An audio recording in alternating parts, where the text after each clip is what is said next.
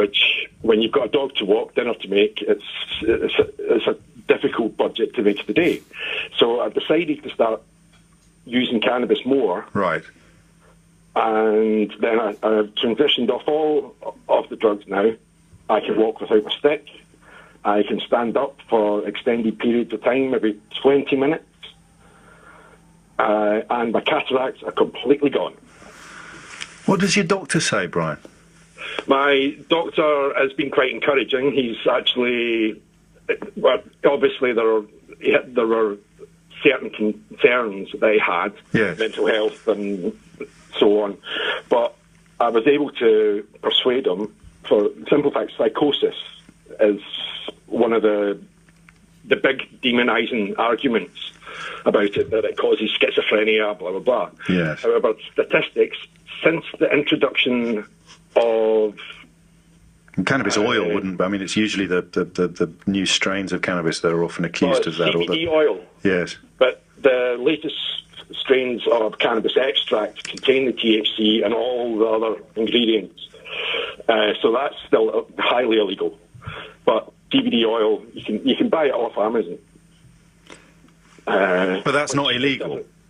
That's not illegal, because there's no THC in it. Right. So what's the lad Charlie getting then? Is that something? Why is that illegal? Because it's got THC in it. Well, it's not that it's illegal. You just can't prescribe it on the NHS. The doctors aren't allowed to prescribe it. Right. So it's available, but if you don't trust buying off Amazon or any online supplier, then... I'm even more confused than I was before. So what's the stuff you can't buy here then? The stuff that we make here? Is it GWP Pharmaceuticals, rings a bell, that we make here but we can't sell here? Well, it can be sold here, and so it probably does, but it doesn't. There's no distribution network internally in Britain. But Sajid Javid had to issue a special licence at the weekend. I'm being a bit unfair. You didn't ring in to give us a lesson in the law, did you? It was the one that the one that Billy Caldwell takes does contain THC, or tetrahydrocannabinol, as we call it. So how do you take it now, if you don't mind me asking? I use a vaporizer. I use the whole plant, because the extracts, they're either too powerful and the effects don't last as long. Yes. Or and the difference it's made to your life is absolutely. Well, since it's been a life changer. It's not a cure, because if I don't get the right strains of cannabis, which is the other issue that I have, because there are over 5,700 different strains of cannabis out there, and each has a slightly different effect.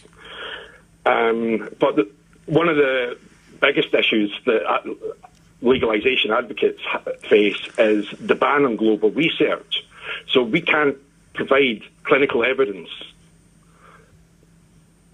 because it's an absolute mess, isn't it? It's an absolute mess. And you have to run the risk of getting arrested every time that you pick up your medicine.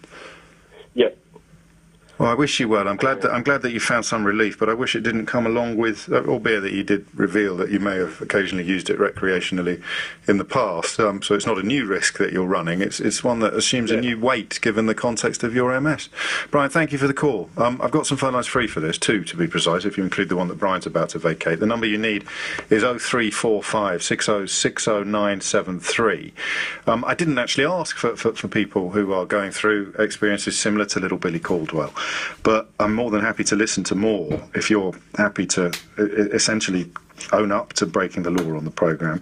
We all need educating, me as much as anyone, and maybe it's not the time to do the broader sweep on this and ask why this substance became illegal in the first place, given that its medicinal benefits are now becoming pretty much impossible to argue with, and B, why is it still illegal? I must dig out. There's a great exchange between the then Home Secretary Jackie Smith and the then so-called drugs czar David Nutt, when he dared to suggest that horse riding was statistically more dangerous than taking certain drugs, and how Jackie Smith responded to that. It's Kafkaesque.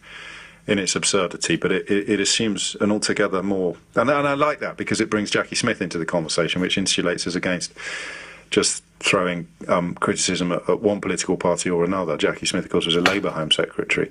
But I will find it, because I saw it knocking around on Twitter earlier today. Time now is 11:49. Nick Ferrari at breakfast every weekday morning from 7, only on LBC. Quite a lot of consternation caused over the weekend by the Conservative MP, Christopher Chope, who blocked a law to ban upskirting. But I have to reflect the interests of my listeners. They will be puzzled that you're in a position of such influence that you can block something you don't understand. But if a detailed bill is put before the House and it hasn't had any debate, then as a matter of principle, I block it. Nick Ferrari at breakfast. With The Times. Be not just informed, but well informed. Choosing your new ride and about to get your car finance from the dealership? Hold up. Before you take their offer, compare car finance deals at confused.com and you could save over £1,000. Now let's try that again.